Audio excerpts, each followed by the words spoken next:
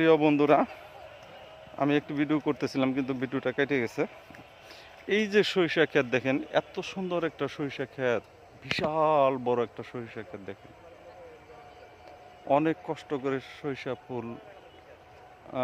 ফুল ফুটাইছে কৃষক। কিন্তু আমরা যারা ছবি তুলতে আসি, এটার ভিতরে গিয়ে ছবি তোলার চেষ্টা করি, কিন্তু ভিতরে গিয়ে ছবি তুললে যে এই যে সরিষা ফুল নষ্ট হয়, সেটা বলার মতো না। কৃষক অনেক মনে কষ্ট পায়।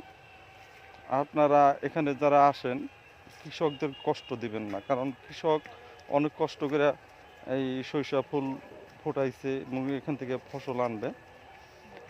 যারা ব্যাককেলের মতো এই সরিষা খেতে ঢুকে, তারা আসলে মানুষ না। আপনারা দেখবেন পরবর্তী ভিডিওতে আমি এক এক করে ধরে ধরে আপনাদের দেখাবো এই সরিষা ফুলে যারা এসে সরিষা ফুল নষ্ট করে। ভালো থাকবেন, আল্লাহ হাফেজ, বাই বাই।